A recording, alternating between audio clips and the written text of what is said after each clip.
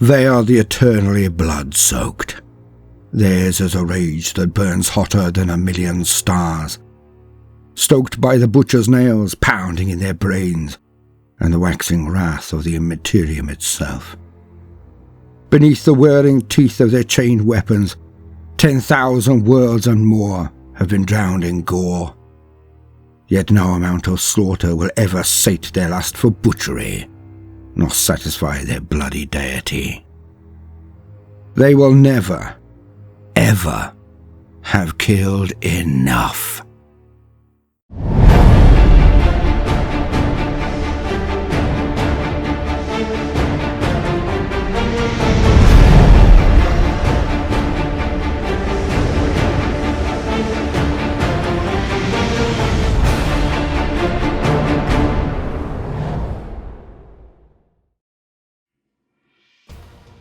The World Eaters, the Legion of Khorne.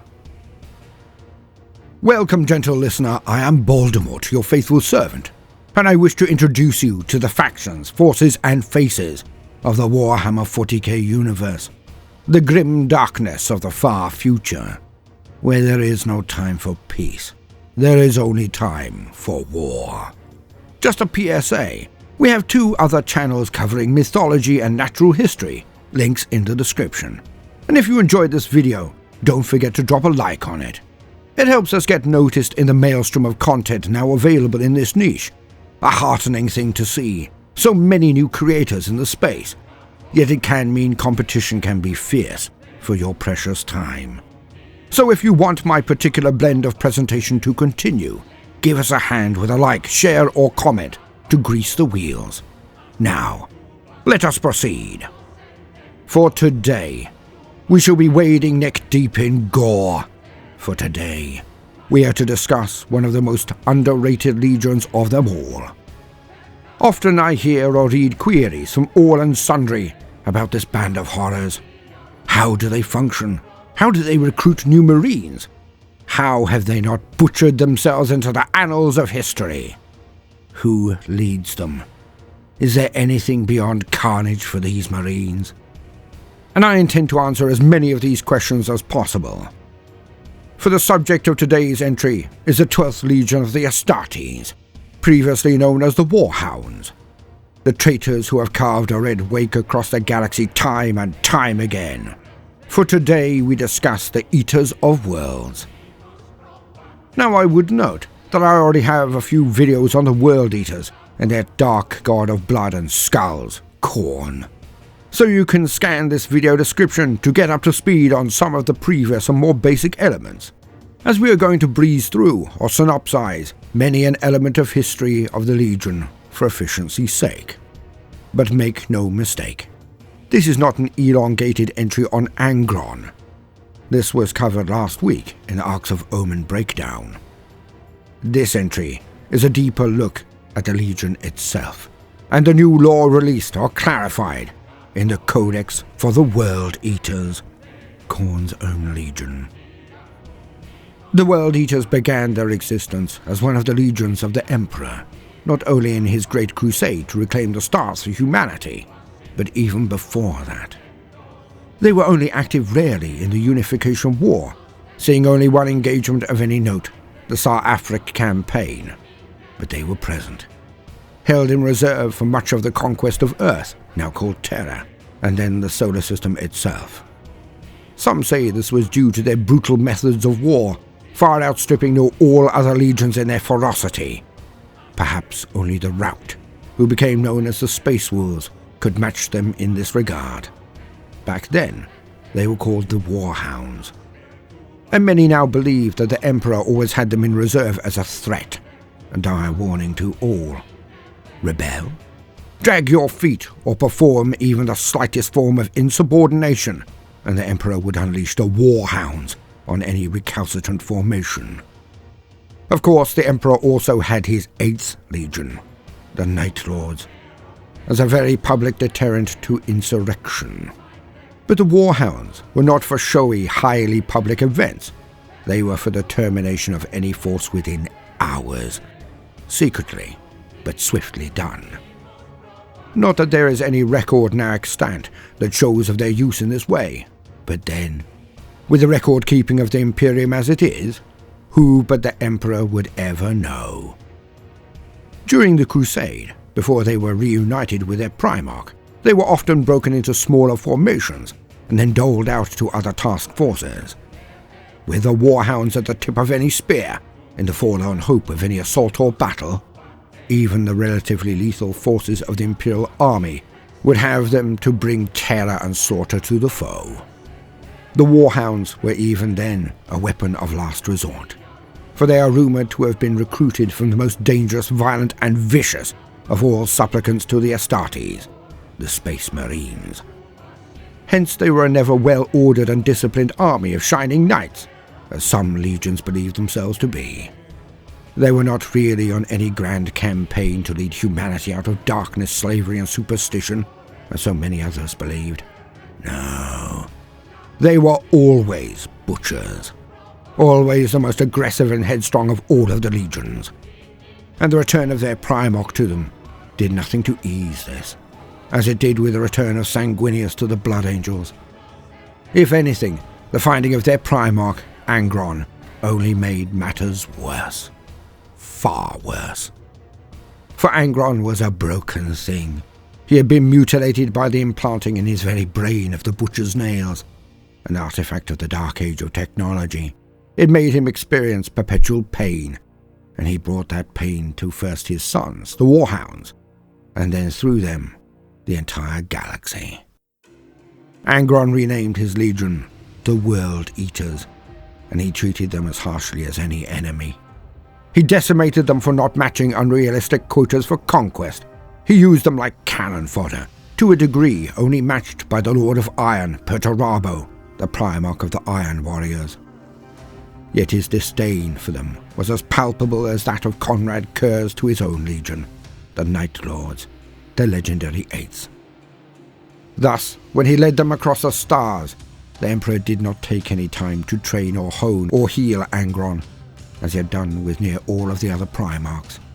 Nor did Angron gain a stint as a protege of the first found Primarch, Horus Lupercal, the War Master. He was simply given his legion, pointed in a direction, and let off the leash. And he turned everything in his expeditionary fleet's path into a tomb. World after world were not just eaten, they were scoured of all life. Where the premise of the Great Crusade was to free humanity from any and all who had enslaved them, there was no such nicety or high-minded goal for the World Eaters. They were sent out into the universe to not bring it to heel, but to massacre all they met. The actions of the World Eaters did not only hit the targets either. Their Primarch, the hyper-being that they had been genetically engineered to be like, his pattern and personality overlaying their own upon being given the gene seed and being transformed into a space marine, would use them like tools. Hence, the World Eaters used all attached to their fleet in the same way, the sons mimicking their father, and using the Mechanicum and Solar Auxiliary forces in their armies as numbers alone. They forced them to absorb fire, to be slaughtered, so that the World Eaters could get close to the enemy, whomever they may be, and then carry out their red and dire duties. This became such an issue that the Legion was near interdiction, nearly to be declared traitors, even before the actual rebellion began. For Horus Lupercal, the War Master, turned on his father, the Emperor, and Angron despised the Emperor so much he would have followed any of his brothers into outright rebellion, just to get back at the man who had stolen his death from him. You see, Angron wanted nothing more than for it all to end. His life was constant agony, his dreams all dust and blood. So it was not a wide leap of degeneration when the traitors nearly universally fell to chaos. And the Lord of Skulls, the dark god Khorne, has set his eyes on two legions in particular, the Blood Angels and the World Eaters. Yet Khorne, no matter what he or his catspawn Kabanda did, they could not turn the Blood Angels. So all of Khorne's rage and spite was instead poured into the one legion he could claim, the 12th Legion, the World Eaters. As stated, the change was not really that great, for the World Eaters had already begun implanting their very legionaries with a copy of the device that had so changed and mutilated their sire.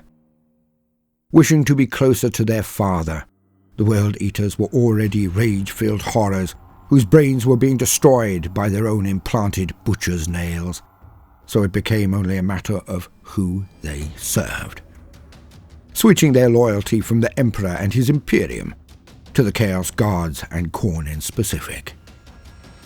When the War Master led his combined forces to Terra to slay the Emperor, the World Eaters were amongst them. Yet so many had broken off into smaller bands that not nearly a fraction of their true strength was brought to the fray, and Angron had to be corralled back into the fold by Perturabo, as he was merely leading his men across the universe in an unbroken chain of slaughter. Yet, even then, there was some form of organization and discipline in their units. That was all to change in the Scouring, for the traitors lost their war. They did not take the palace on Terra. They did not outright slay the Emperor, and the Loyalist Marines came on with fire and wrath, enough to push the Chaos Space Marines into the Eye of Terror. But it was on Skalanthrax that everything truly changed. Or more to put it, the final form of the Chaos Legion was realized. But we shall get to that soon. But what actually drives the World Eaters? What makes them continue a war they seemingly cannot win? As is often said, Khorne cares not whence the blood flows, only that it flows.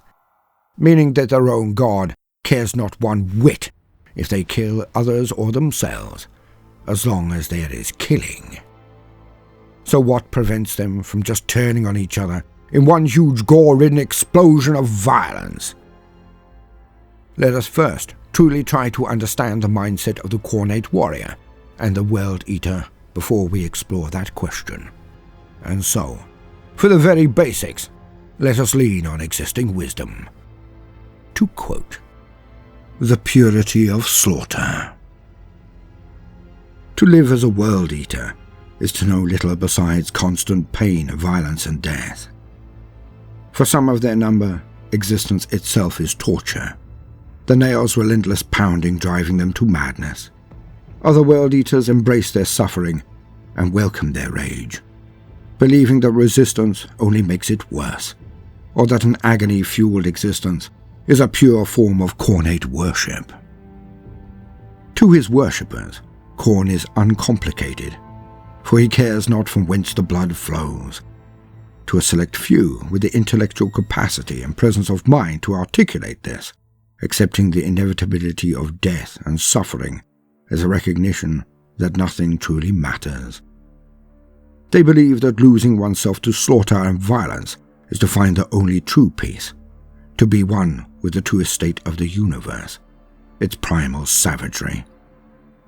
These individuals believe that when a being so fully aligns itself with the undercurrent of base aggression that has driven all living things from the very dawn of the universe, there is no longer suffering. For to them, pain and misery are merely inevitable results if one attempts to resist the ways of reality. This notion puts the devotees of the Blood God in fierce opposition with those of the other primary deities of the Chaos Pantheon. For the followers of Tzeentch, the deeper they fall into their worship, the more complicated and elaborate life becomes.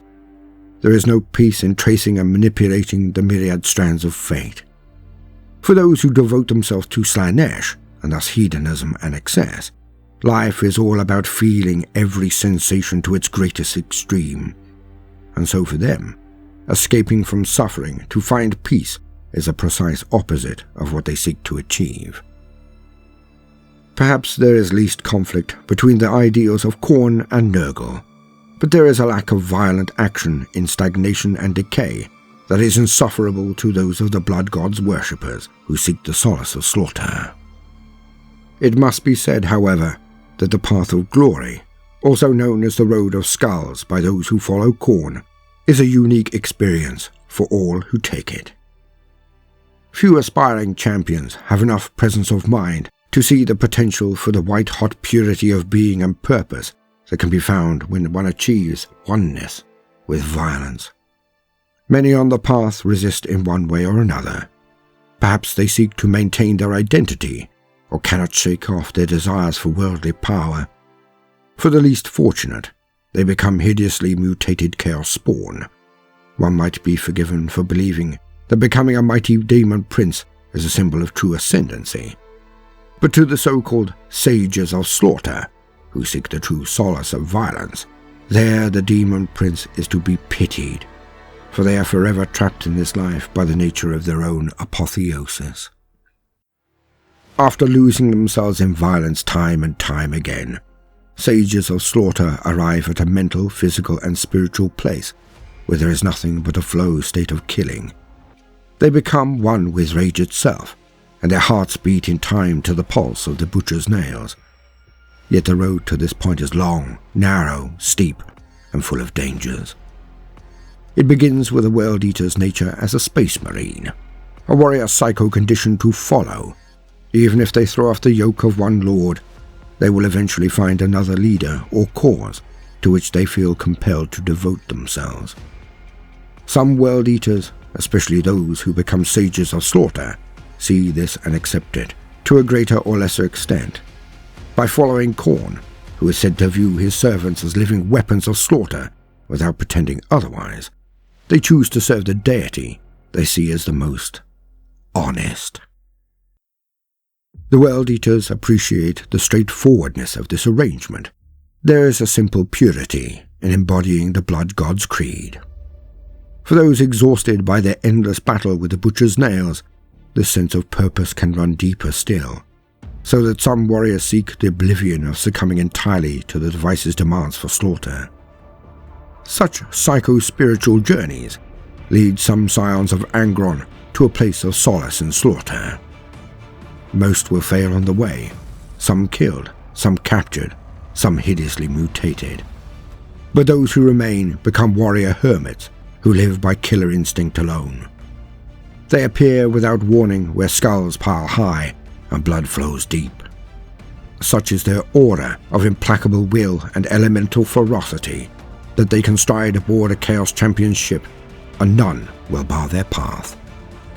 The sages of slaughter care naught for anything of the material world. They are indifferent to the gradual disintegration of their weapons and armor, and do not gather warbands of their own, for leadership and power are wasteful distractions to them. To some World Eaters, they are the Nihilins, the unblemished, the pure or the primal souls. But they are no collective, for they are as likely to kill each other as to fight side by side. Though they reject command, many of them gain awed devotees who desperately wish to follow them. Ramua the Relentless, Guror the Three Swords, and Amaraz Firefist are each followed by hundreds of warriors, all aching for but a shred of the solace these individuals have achieved for themselves, or else missing the point entirely, and hoping that following a sage of slaughter will earn them great glory. And so we see that the World Eaters are not as random or idiotic as some might think. It may all be a twisted logic for certain, and one carried through a haze of perpetual red-dripping rage and pain, fury almost unshakable, unquenchable. Yet, as we will hear later, there is a will power in the sons of Angron that is unlike any other Astartes. They do not fight because they must, not really. They do so because it is what they were born to do. Chosen from the most savage of the entire race, given gene seed that will only enhance their combative nature and make them into the perfect killing machines, then thrust into never-ending slaughter. The psycho-indoctrination of the World Eaters is also incredibly brutal.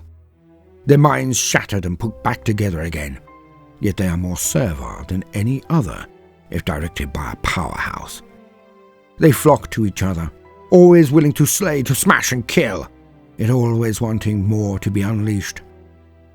They secretly all yearn for a greater being to serve, not in some distant ephemeral way, no. Like a pack of hounds, they must have a top dog, and if that dog becomes sick or old, addled or merely unsuspecting, then another takes its place. So the circle of strife is continued. For the best warriors who rise to lead the World Eaters, they are not just the best combatants, they are often legiones astartes, and remember their trade. They know what an army needs to continue its endless march across the stars, and those individuals know that recruitment is the life's blood of any band, chapter or legion. And so, they do. The berserker surgeons are what were once the apothecaries of the legion. Twisted beyond recognition, they are every bit as lethal and hate-filled as the rest of the World Eaters, yet they can sometimes remember their real reason to exist. They can live vicariously and enjoy the thought of the slaughter their creations will wreak. Akin to a homunculus of the Eladrithanese, the Dark Eldar, they are architects of horror. For they are the ones who will hunt across the dead and dying on a carrion and crow-infested battlefield. They collect gene seed from their own and others, identifying living enemy marines. They are the ones who are spiteful enough, able enough, patient enough to even break Astartes, space marines. They could use their psychocorrective surgery to hack away at the marine's very brain.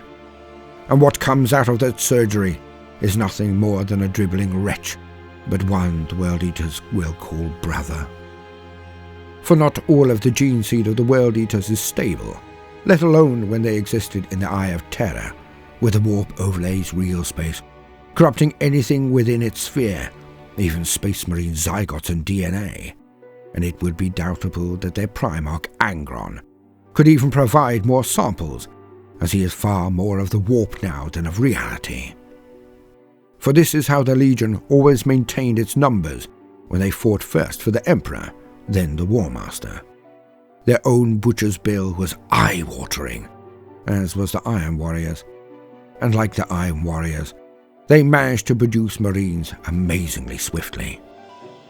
This was because Angron would donate his own genetic material regularly, and the gene seed of the Primarch would be potent enough to replenish stock swiftly enough to keep up with the casualties. Yet now there is no boost from their Primarch, as far as I am aware at any rate. Thus the World Eaters were previously, and are currently, exceptionally casual with the slaughter of supplicants who wish to become one of their number. They leave entire populations denuded, warrior castes of feral or feudal worlds taken lock, stock and two smoking barrels. Those who are the worst can be threshed to provide reinforcements for the jackals, who we will discuss in a moment. The best will be forced into tournaments of dueling, like the gladiators they will become, to whittle away the chaff. Then the last survivors will be gifted the seed.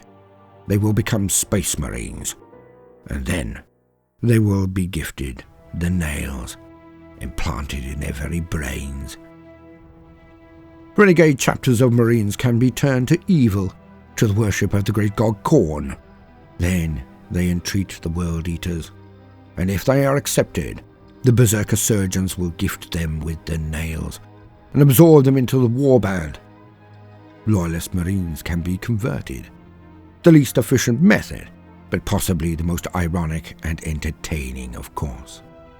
As stated, many of the warbands rise and fall, many dying out entirely, either biting off more than they can chew, being tricked and trapped by Imperial or Xenos forces, or simply turning on one another. But the World Eaters' warbands pop up again and again, merging and breaking off. They're like a virus that keeps on giving. Now it would be useful to look at some of the specialist units from not only the present, the Age Indomitus, but also the Age of Darkness, the Heresy. But before we unveil those that exist, let us deal with the elephant in the room whenever this situation is discussed, the Librarius of the World Eaters. Why are there no Chaos Sorcerers, no Librarians, amongst the warrior brethren. Where did they all go? Well, it is quite simple, really. The great god Khorne, like so many in the Imperium, does not suffer a witch to live. The librarians, the psychers of the Legion, were utterly unable to take the butcher's nails, you see. When implanted, the device would open the floodgates, and the warp would use the Marine far more than he ever used it. When this had happened multiple times, with explosive and devastating effects, the process was put to an end. Attrition and a lack of interest in the librarians meant an ever-diminishing number of them. The very last World Eater psychers were actually instrumental in controlling Angron at a very specific point, his apotheosis into a demon Primarch. Alas, he did not pay them like for like. The new demon prince, Angron, looked upon his psychic sons and, being a part of the god Khorne now, who loathes the use of magic, he wiped them out, personally.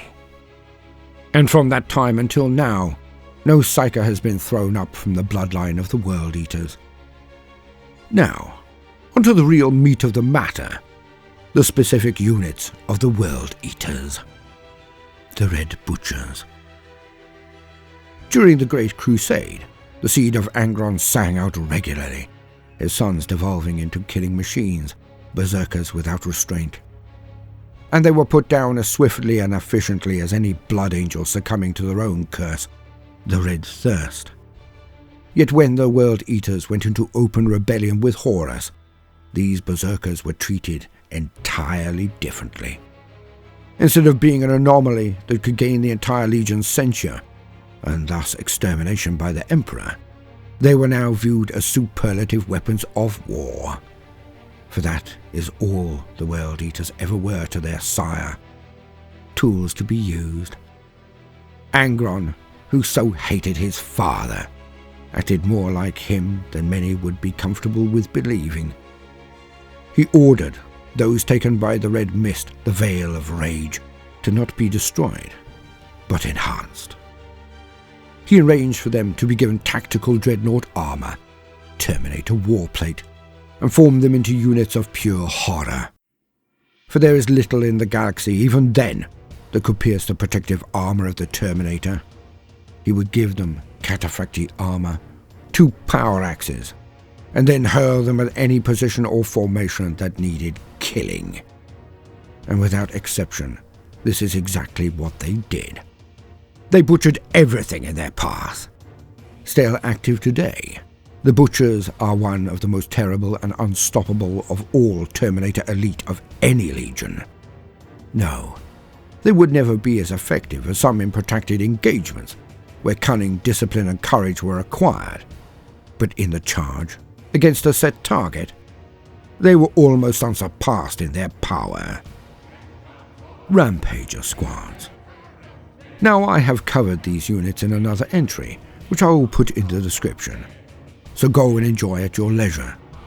These were the most notable unique units of the Age of Darkness, but now we shall get onto the newest units, as described in the first codex for the World Eaters. The Jackals. As this is such a new topic, I feel I should lean on the existing wisdom again. So, to quote, Jackals. Khornate cultists unique to the World Eaters. Jackals are ferocious fighters, utterly devoted to their lords. Fanatical to the last, squads of jackals resemble packs of wild dogs. They are quick to fight each other, but, once unleashed, work together to bring down their unfortunate prey in a frenzy of violence. Every jackal wears a sloshing tank upon their back, sutured into their body with thick tubes. Originally designed by the berserker surgeons, these vessels take myriad forms and contain a variety of substances, depending on the warband in question, but all serve a similar purpose. Within them is a mix of chemicals and stims that drive the jackals into a slaughtering frenzy, enabling them to fight on through terrible wounds and meet the most horrifying foes with screams of manic ferocity. A final ingredient pumped into them in this way is 8 drops of World Eater's blood. Such a potent substance, post-human in its base nature and corrupted by the warp, raises the jackal's fury to apoplectic levels. The savagery they display in battle after taking in this malevolent bioalchemical mixture is terrifying for enemies to behold. To join a jackal pack, a cultist must demonstrate their loyalty, bloodlust, and sheer fighting ability in a series of brutal initiation rites designed to weed out all but the strongest. Possession of these qualities places the jackals close to the top of the pecking order amongst the World Eater's mortal followers, but this status should not be misunderstood. They are still ultimately viewed as expendable by their masters.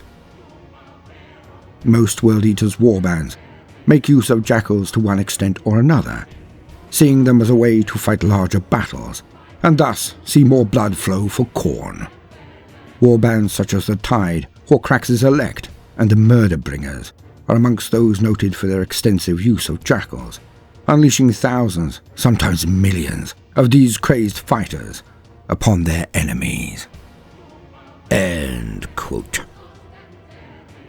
Vicious rabble is what the uninitiated or limited might believe, but the jackals, as we have heard, are far more dangerous than this summary might really lead one to believe, for they can be mustered in their tens of thousands, if not millions.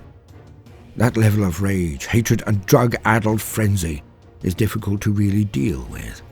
For many, if not most, battles are not fought to the ultimate conclusion. Large armies do not fight until one side is annihilated. Not really. They fight until one side or the other has lost its nerve, can sustain no more casualties or pain, and simply begin to run. Now imagine millions of warriors charging at you, and no matter how you punish them, no matter how many you kill, they just keep coming. It goes against every tenet of being human, every instinct of self-preservation. So it can be unhinging, not only for those experiencing the carnage, but for those dishing it out and having to watch the dire spectacle. And many a defending formation has broken before the jackals have even made contact with the defending lines. For to see such stark, unbridled, wide-eyed madness in the enemy can smash the elan of the defenders. The premise, the human reaction is simple, carnal, innate, subconscious.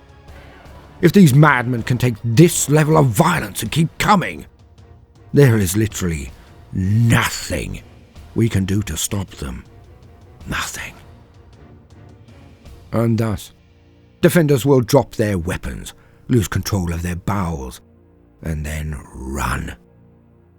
If they are not mesmerized by the nightmare spectacle and merely rooted to the spot inactive. Thus it is that trained Imperial guards, sororitas or marines can face the jackals with ease, but planetary defense forces, conscripts, levies, the result is most often decided before the jackals even make their first charge. And in a galaxy as well populated as the grim darkness of the far future, there is a never-ending supply of jackals on every single planet the World Eaters crush. And now, we get on to my favourite newly revealed units of all, the Eightbound, and their exalted forms. Again, I see no need to rework the description, as they are so very new, hot off the press, so to put it. To quote, the Eightbound. Of all the Berserker Surgeon's many depraved devices, the 8-cage is amongst the most abominable. Resembling a kind of iron-bound sarcophagus inlaid with skulls and symbols of Khorne, it is a tortured chamber in which World Eaters can become possessed by 8 demons of Khorne. When a candidate is chained up and sealed within the 8-cage, rusting probes and searing needles are plunged into his butcher's nails.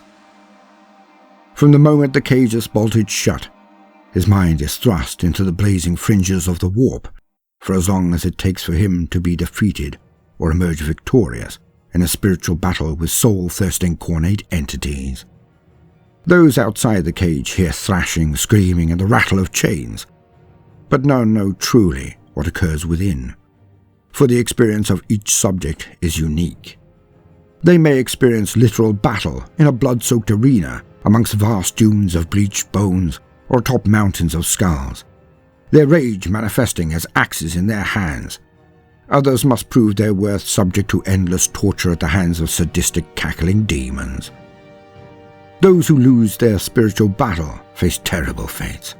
Some are reduced to chaos spawn, their tormented flesh erupting from the 8 cage in a welter of gore and screaming mouths. Others are killed, sliced body parts tumbling from the 8 cage when the berserker surgeons open it again. It is not unheard of for a failed candidate to disappear entirely. To what fate, none know. Those who emerge victorious are loosened from the 8 cage as Eightbound, massively muscled warriors seeping with bestial immaterial power. 8 demons are bound within them, vying with the World Eater's own soul for control of their body. Over time, these 9 essences can synthesize into a single metaphysical entity, together having achieved a kind of equilibrium. These are the exalted Eightbound, whose appearance is even more twisted and demonic than others of their kind. End quote. Imagine that. The ultimate form of the World Eaters, for their strength is not from rage, not really. Their power comes from will. They face the prospect of possession by not 1 but 8 demons. Without complaint, without restraint. They simply agree. And to be able to throw off the possession of merely 1 demonic entity is a benchmark that few in the Imperium can imagine, let alone survive. For some organizations, it is the method of entry to the upper echelons. It is a test so powerful, so callous, that few survive. But those who do, the Imperium views as near messianic. Yet for the World Eaters, this would be a walk in the park. For these Astartes, 1 is not nearly enough. They take the sacred number of Khorne, 8, into themselves at the once, and through will alone, they gain dominance, or they die in the most horrific ways possible. And these warriors not forced into those chambers, those sarcophagi. They volunteer for the process. And in the netherworld of the warp, these Space Marines win a war of wills against all 8. Imagine that. 8 psychopathic entities perpetually looking for even a nanosecond of weakness, a fleeting moment where the guard of the Marine might slacken. And if it ever does, even for that 1 moment, then the Marine will lose control of their own body. But those who can not only master the demonic energies, but combine them with their own, the exalted, are a true gestalt of the 9 souls in play. The 8 demonic and the 1 human who masters them all, and then the souls merge in a seamless way. The sheer power that gives them is astonishing. For they are proof to most weapons, as many never-born demons are. They cannot be stopped by possibly the destruction of every last atom of their body. They are titanic warriors, not only in real space, but their shadow in the warp must be a twisted thing so dire that no witch, warlock, or librarian could look on them with their psychovision without it testing their very sanity. Unstoppable, and filled with an unquenchable rage, the Eightbound are a threat on any battlefield, the likes few have ever seen. The Juggernaut-riding Lord. Once in a while, a Lord of Chaos will please Khorne so much that he will gift them with a Juggernaut. Now this gift can lead to the death of the Chaos Lord, of course, as the Juggernaut must also take to the Lord. And if they are not somehow cowed or defeated by the Lord, it will certainly trample him into the dirt. But if they gain the upper hand, force the Juggernaut to respect them, the combination can be truly devastating. For a Juggernaut is a steed of Khorne, a beast of infinite rage and spite, like a metallic rhino berserker itself. They are an almost unstoppable force, a worthy ride to take even the most blood-soaked warrior into the fray. Alas, my only true regret is that I have mentioned the berserker surgeons so often in this entry, but they have no place in the armies of the World Eaters that can be reflected on the tabletop. A pity indeed. It must mean only one thing. The berserker surgeons are too important to waste in combat. They must be held in reserve, only permitted to skulk out onto the battlefields to search for gene seed when the war is definitely won. A premise that any berserker would find a fate worse than death. But let us push on. The leadership of the World Eaters. Without doubt, the most powerful World Eater is their father Angron, the demon primarch of Khorne. All who can follow him wherever he may manifest on the physical plane. But there is only really one other that could possibly unite the World Eaters again. Kharn the Betrayer. After Scalanthrax, where Kharn gave himself fully over to Khorne, and during the battle attacked as many of his own legion as the enemy's Emperor's children they fought, he was seen as a problem. Their own brightest and bravest, the one who had managed to get through to Angron, Kharn. He had turned on them. He neither cared about nor would lead them. And this ended the Legion until today. For they broke into warbands after they lost this paragon as their figurehead. Yet even now, Kharn has his attendants, those who practically worship him and form armies around him. Kharn seems not to even care, but fleets and forces mass around him still. They are called butcher fleets. Yet Kharn does nothing more than point them in a direction and slaughter. The leader of yesteryear is gone, but is there another who could possibly take up his mantle? Lord Invocatus. For now, I would like to introduce you to the newest shining light in the World Eaters Legion, the butcher known only as Lord Invocatus.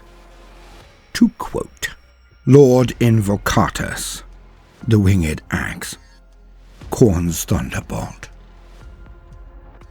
A born marauder, Lord Invocatus is a master of devastating hit-and-run attacks. Thundering through the air as if riding across solid ground, turning the skies to fire and roiling blood storms with his passing. Lord Invocatus descends into battle atop his mighty Juggernaut. At his back is his warband, the Fire Riders, borne aloft by the blessings of Khorne. Not even the World Eaters of his own warband know Lord Invocatus's origins. Speculation on this matter also runs rife amongst those of the wider Legion who know of him, their number growing with each of his spectacular victories. Some say Lord Invocatus belonged to the Warhounds before the Emperor discovered Angron, while others claim he is some recent turncoat renegade. Yet all agree that his successes, should they continue, will propel him to demonhood. Lord Invocatus's bolt pistol and chain axe are named Trickster's Doom and Coward's Bane respectively, and countless are those who have been slain by one or the other of these potent weapons. Coward's Bane is a peerless artificer axe, perfectly balanced and aerodynamic, its extended handle ideal for cavalry warfare. So great is Invocatus's martial skill that he wields the weapon completely ambidextrously, switching hands mid-duel to catch his enemies unaware, or striking down foes on either side of his mount as he thunders into combat. By the dark blessings of the Blood God, Invocatus and those who follow him storm into battle bestriding burning skies, giving rise to the warband being named the Fire Riders. bursting from the embarkation decks of Invocatus' flagship, the Red Blade Rider. The Fire Riders sweep down upon their unsuspecting foes with supernatural speed.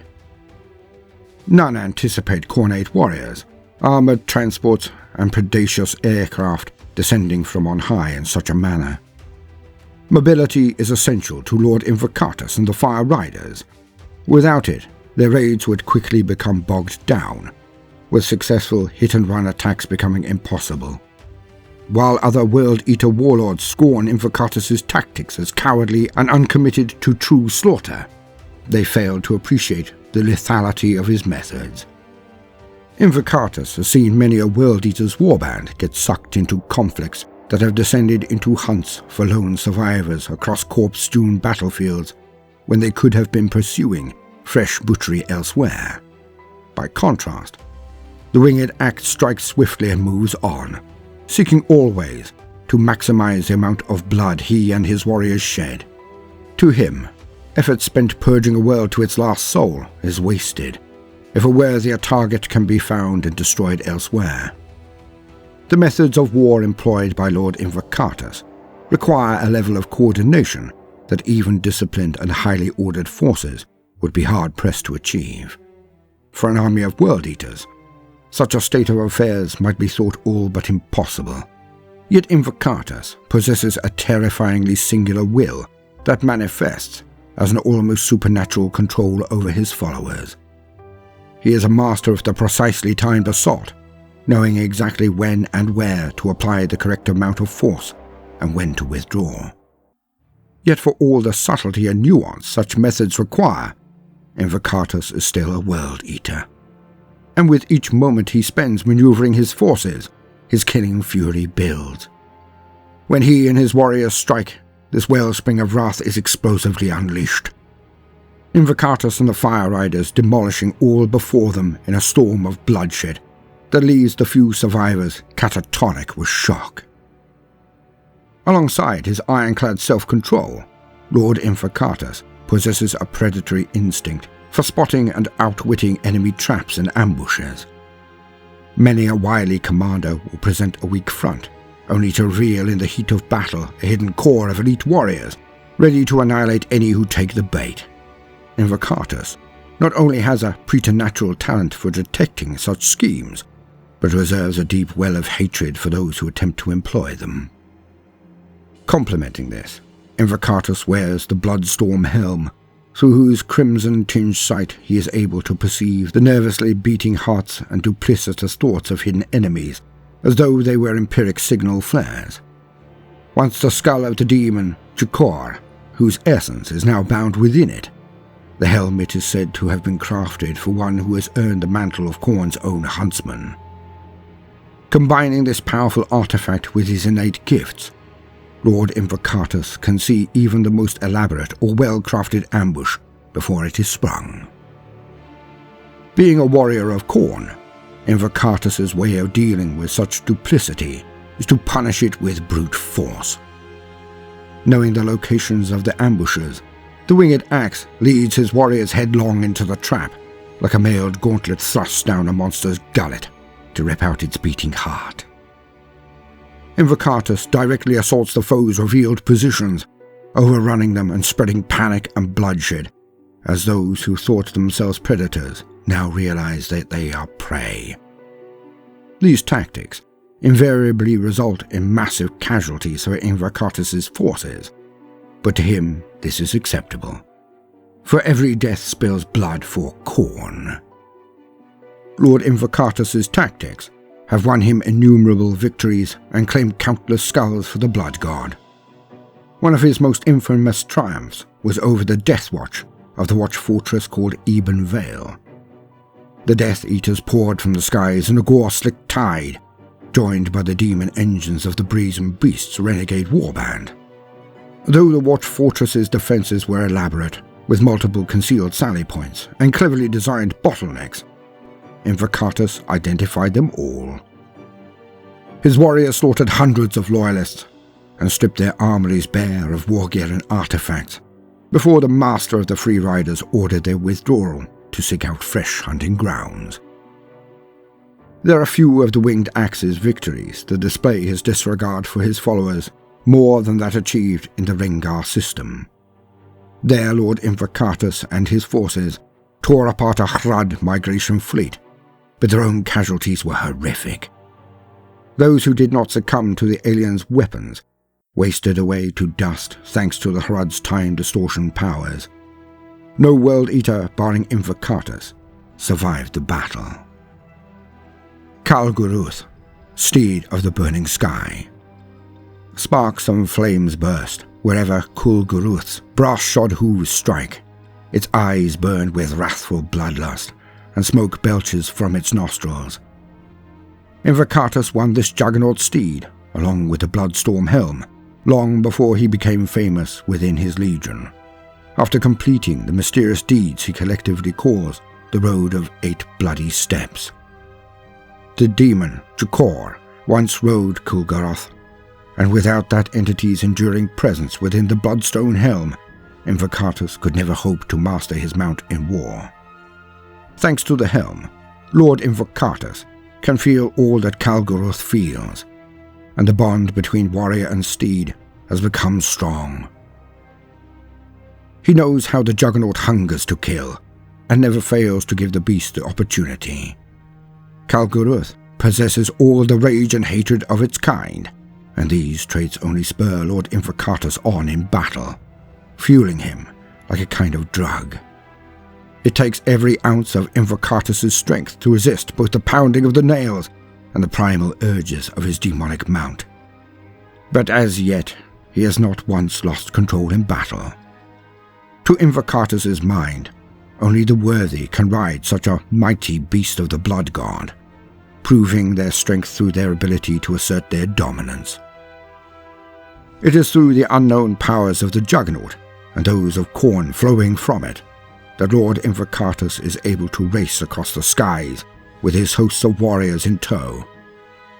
Wherever Invocatus rides, a sky bridge of fire, blood and smoke appears in his wake, bearing his followers into battle. End quote. So now, we have a better understanding of what drives the World Eaters, who leads them into battle and why. We have seen how they replenish their numbers and the unique elements of their forces. Only one thing remains, only one question. How dangerous are the World Eaters to the Imperium now?